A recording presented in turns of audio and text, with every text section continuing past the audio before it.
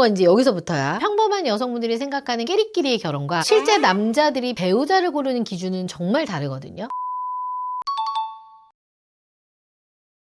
피디님, 요즘 상담 오시는 여자분들이 정말 많이 하는 말들이 있어요. 요즘은 끼리끼리 결혼하잖아요. 저도 비슷한 사람 만나고 싶어요 라고 얘기를 하시거든요. 한마디로 동질혼을 원하는 거거든요. 댓글만 봐도 막 동지론이 대세다 이런 거 많잖아요. 그래서 뭐 전문직은 전문직끼리, 대기업은 대기업끼리 마치 정답인 것처럼 이게 퍼지고 있더라고요. 근데 물론 끼리끼리 결혼하는 분들도 있어요. 근데 상담을 하다 보면 평범한 스펙의 여성분들이 말하는 비슷한 사람이요, 실제로 본인하고 비슷한 조건이 아닌 경우가 되게 많아요. 그래서 오늘은 평범녀들이 착각하는 끼리끼리 결혼의 실체에 대해서 한번 이야기해 볼게요. 첫 번째, 기울어진 저울입니다. 얼마 전에 한 34살 여성분이 오셔서 이제 이런 얘기를 했어요. 원하는 조건이 굉장히 명확했어. 전 저랑 비슷한 사람을 원해요. 여자분은 나이는 34살, 인서울 4년제를 졸업을 했고 중소기업의 사무직으로 연봉은 4천, 모아놓은 거는 6천 이상 정도 됐어요. 이 정도면은 굉장히 평범한 스펙이죠. 그래서 이제 저희 매칭 매니저님이 이 정도면 잘 맞겠다 싶어서 매칭을 해보신 거죠.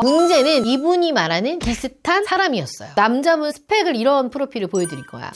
37살이었고 인서울 4년제 중견기업에 재직을 했고요. 연봉도 한 6천 이상 정도 됐고 이분은 전세보증금 1억 5천 가까이 모아놓은 것도 한 6천 이상 정도 됐어요. 그러니까 여자분하고 거의 비슷한 조건이었죠. 그래서 결혼시장에서 말하는 비슷한 조건은요, 모든 조건이 똑같다 이 뜻은 아니야. 이 남자분은 이제 직장과 경제적인 게 아까 여성분보다는 좀 더 낫죠. 여러분들이 들어도. 대신 여자분은 더 어리고 외모도 또 예쁘고 수려했잖아요. 그래서 어떻게 보면은 서로 강점이 달랐기 때문에 전체적으로 보면 충분히 균형 잡힌 매칭이야 이게. 그래서 매니저님도 두 분이 맞다고 판단을 해서 소개를 했는데 여성분이 프로필을 보자마자 단칼에 거절했습니다. 이 정도면 비슷하잖아요. 중견기업은 좀 아닌 것 같아요. 최소 SK 정도는 생각했습니다 라고 말이죠. 근데 여기서 끝이 아니야. 연봉은 1억 2천 이상은 돼야 되고요. 결혼하려면 경기도에 못해도 집은 있어야죠. 여자분의 논리는 이거였어요. 남자가 여자보다 승진도 더 빠르고 더 많이 벌잖아요. 그럼 남자 연봉이 높은 게 더 당연한 거 아니에요? 라는 얘기를 하시더라고요. 요새는 여자도 좀 많이 벌잖아요. 경제력 좋은 분들 진짜 많거든요. 요새는 여자분들도요. 근데 간혹 이분처럼 여자와 남자의 경제력을 다르게 보시는 분들이 있어요. 그래도 남자가 여자보다 100원이라도 더 벌어야죠. 이런 생각을 하는 거죠. 근데 여자 입장에서 틀리다고 생각 안 해. 그럴 수 있잖아. 나보다는 남자가 좀 벌어야 존경감이 생긴다. 이런 여자분들도 있으니까. 그래서 본인이 비슷한 사람을 원한다고 얘기는 하지만 실제 기준은 나보다 조금 더 높은 기준을 원하는 거야. 근데 여기에 마지막에 이 여자분이 또 키는 177 이상에 잘생겼으면 좋겠어요까지 붙더라고. 저 한마디로 저울이 한쪽으로 기울어져 있는 거죠. 그래서 결국 여자가 말하는 동질혼이 남자 입장에서는 상향혼이라고 생각할 수 있는 거예요. 이게 평범한 여자들이 착각하는 끼리끼리 결혼의 첫 번째 실체입니다. 두 번째, 평범의 착시입니다. 이분은 제가 상담했던 36살 정도 되시는 여성분의 사례인데 이분은 결정사를 엄청 여러 군데를 이용하시다 오신 거예요. 다른 데서 잘 안 돼서 오신 거예요. 그렇지, 잘 안 됐지. 그래서 뭐 이런 거지. 저는 비슷한 또래 남자면 되는데 소개가 너무 잘 안 돼요. 저는 진짜 바라는 게 별거 없거든요. 제 문제가 뭘까요? 그런 말 들으면 무서워.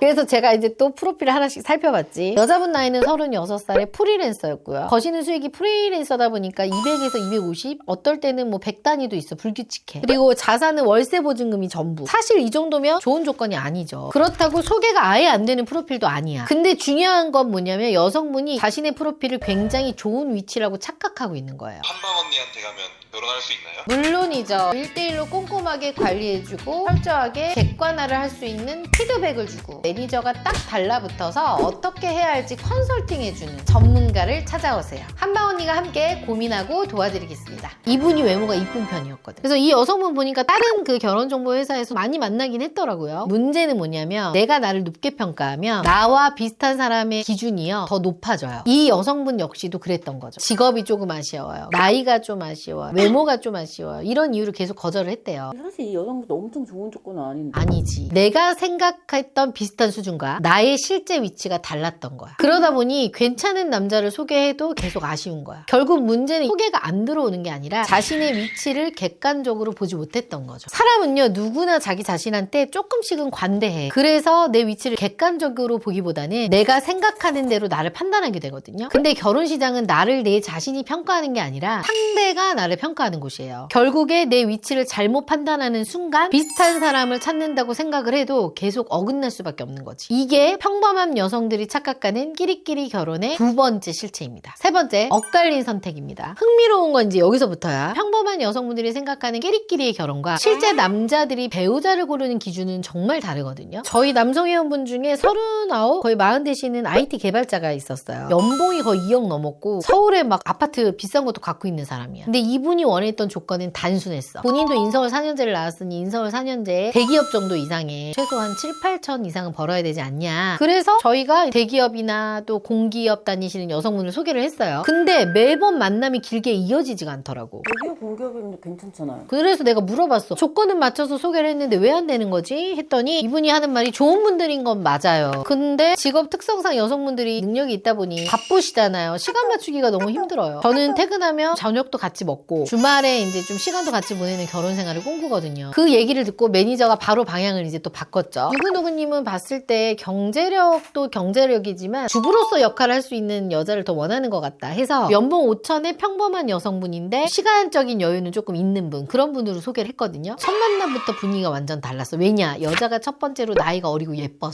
그리고 꿈꾸는 결혼 생활도 비슷했어. 왜냐면 여자는 5천을 벌기 때문에 2억의 남자를 만나는 게 그죠? 그리고 여자가 어리니까 이 남자도 출산을 생각을 하고 있으니 내가 2억 넘게 버니 집도 있고 하니까 어린 여자도 괜찮아요. 근데 이 어린 여자도 남자가 서울에 집 있지, 2억 넘게 있지. 그러니까 만나 안 만나? 만나는 거지. 그렇게 꾸준히 만남을 하고 결혼에 골인을 했습니다. 나중에 이 남자가 이런 말을 저한테 하더라고요. 저는 비슷한 또래, 비슷한 경제력을 가진 여자가 맞는 줄 알았어요. 근데 막상 만나보니까 저한테 중요한 거는 결혼해서 아이를 낳고 싶으니 가정적인 여자를 만나니 정말 너무 행복하다, 이런 얘기를 하시더라고요. 이분도 처음에는 조건상의 끼리끼리를 원했던 분이거든요. 근데 여러 만남을 하면서 조건이 다가 아니다 라는 생각을 하면서 어떻게 보면 조금씩 바뀐 거죠. 내가 뭘 원하는지에 대해서 알아갔던 거죠. 문제는 일부 여성분들이 이런 결과만 보고 얘기를 한다는 거야. 잘 나가는 남자도 결국에는 평범한 여자랑 결혼하네? 그럼 나도 저 정도 남자를 만날 수 있겠지? 정작 그 남자가 왜 그 여자를 선택했는지는 보지 않고 한두 사례만 보고 내 기준을 삼아버리는 거죠. 그러다 보니 비슷한 조건의 남성은 내 눈에 차지도 않고 처음부터 더 높은 조건만 찾게 됩니다. 이게 평범한 여자들이 착각하는 끼리끼리 결혼의 실체 세 번째입니다. 오늘은 제가 평범한 여자들이 착각하는 끼리끼리 결혼의 실체에 대해서 한번 이야기를 해봤는데 여자 PD님들은 제가 하는 얘기를 들으면서 좀 공감이 됐나요? 어땠나요? 다 비슷하게 결혼하고 싶다고 하는데 그거는 이제 돈 잘 버는 사람들 얘기죠. 그렇지. 근데 평범한 사람들은 오히려 비슷한 얘기 하면서 더 높게 보긴 하는 것 같아요. 그래서 핵심은 하나예요. 결혼은 단순히 조건만 비슷하다고 해서 되는 게 절대 아니란 얘기죠. 결국 서로한테 부족한 부분을 채워주고 필요한 부분을 채워줘야만 이루어지는 거야. 근데 많은 분들은 이런 과정을 보지 않고 결과만 보면서 나도 저 정도는 만나야지 하고 기준부터 정해버리고 그렇게 결혼을 잘한 여자들이 본인과 같다고 생각을 하더라고. 그래서 그 착각이 오히려 좋은 인연이 왔을 때도 그 인연을 놓쳐버리는 가장 큰 이유가 되는 거죠. 여러분은 나와 비슷한 조건의 사람과 그리고 나와 잘 맞는 사람의 조건, 그 둘 중에 어떤 게 더 중요하다고 생각을 하시나요? 여러분의 의견을 댓글로 남겨주세요. 저희가 참고하겠습니다. 오늘 영상도 좋았다면 좋아요, 구독하기 눌러주시고 나도 결혼 시장에서 어느 정도 위치인지 알고 싶다라고 하시는 분들은 밑에 링크를 클릭하셔서 신청해 주시면 저희가 빠르게 연락드리겠습니다.